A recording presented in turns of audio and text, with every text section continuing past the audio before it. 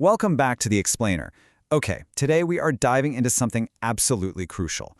We're looking at the weaponization of health. Specifically, we're unpacking how early Canadian health and immigration policies weren't just administrative, they were deeply intertwined with systemic racism and settler colonialism. It's an intense topic, but by looking at the actual historical records together, we can see exactly how disease management was literally used as a tool for exclusion. So, let's get right into it. Our story really kicks off with a number, 49. Between 1891 and 1924, exactly 49 men who were suffering from leprosy were banished by the state to Darcy Island. Now, this island is out in British Columbia, situated on Lekwungen territories, about 17 miles northeast of Victoria.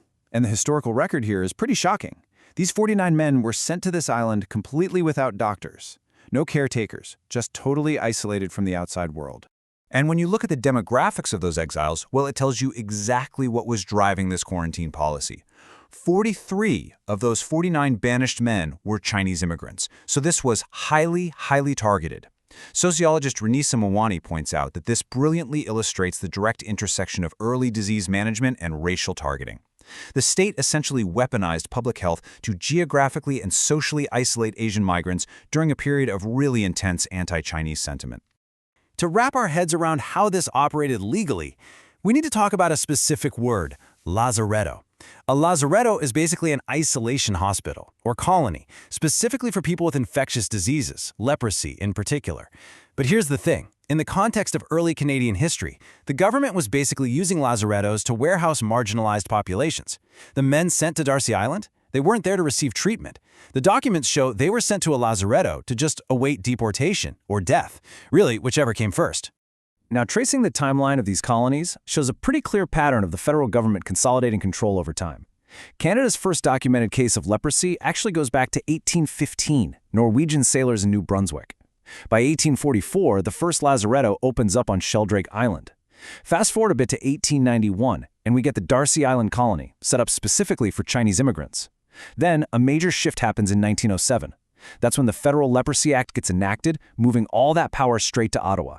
Finally, in 1924, the whole Darcy Island operation is packed up and relocated to Bentinck Island. Let's zoom in on that 1906 Leprosy Act for a second. Enacted on January 31st, 1907, this was a massive legislative turning point. The federal government stepped in and took total control of the Darcy Island lazaretto away from British Columbia. The act mandated these yearly exams by the Director General of Public Health, but here is the absolutely crucial takeaway.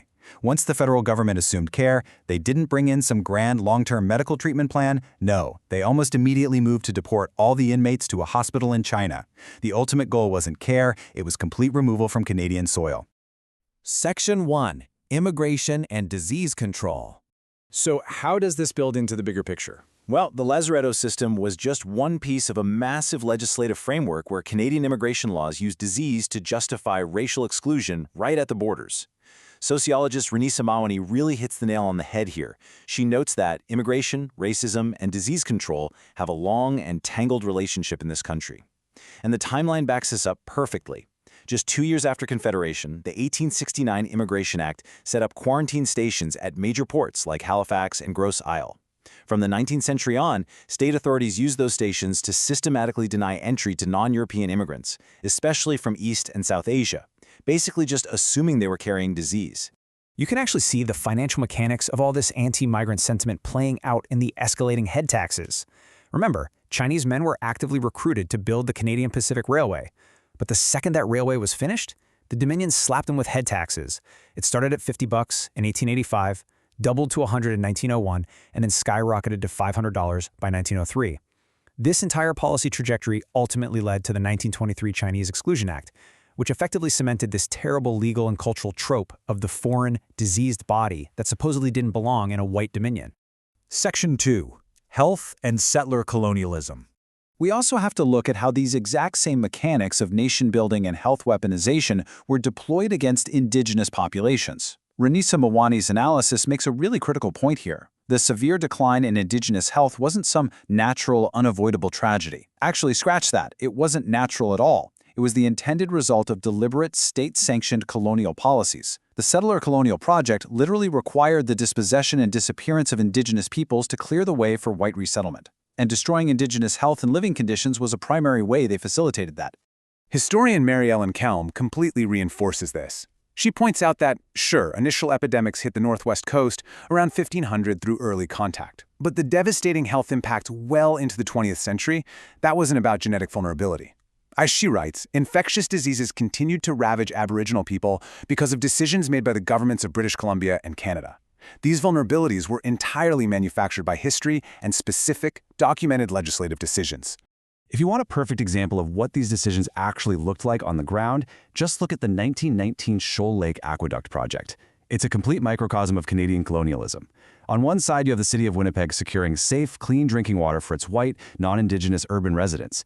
But on the exact opposite side of that equation, the Shoal Lake First Nations, the Anishinaabe peoples who were literally dispossessed of their lands to build that very aqueduct, were totally deprived of clean drinking water. It's a stark, undeniable contrast. The main legislative engine driving all of this was the 1876 Indian Act, and man, the day-to-day health impacts were immediate. Indigenous peoples were forcibly relocated onto reserves. Their traditional hunting territories were fenced right off.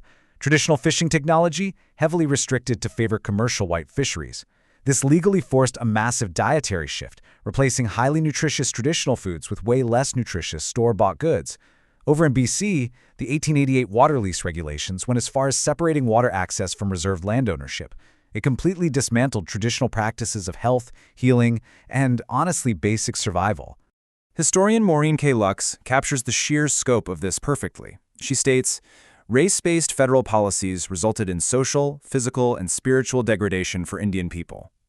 Her work confirms that we aren't just looking at one single cause here. It was a brutal combination.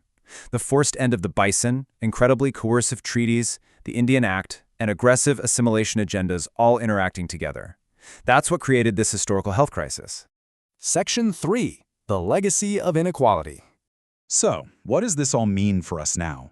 Well, research from scholars like Mary Jane McCollum and Adele Perry shows us that this historical failure to provide adequate health care wasn't an accident. It was deeply rooted in the colonial myth of the vanishing Indian.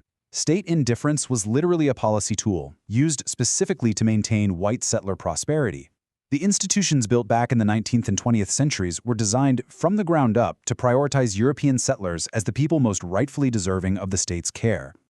Which brings us to a final, absolutely vital question to ponder. How do the foundations of these historical health and immigration policies continue to echo in modern systemic inequalities today? When we see disparate health outcomes right now, in our modern era, the historical record points straight back to things like those lazarettos, the escalating head taxes, the Indian Act, and projects like the Shoal Lake Aqueduct. These aren't just dusty moments in a history book, they are the very bedrock of the systems we are still navigating today. I hope this explainer gave you some solid, structured insight into the source material behind these major historical intersections. Take some time to really think about that question, keep learning, and I'll catch you in the next one.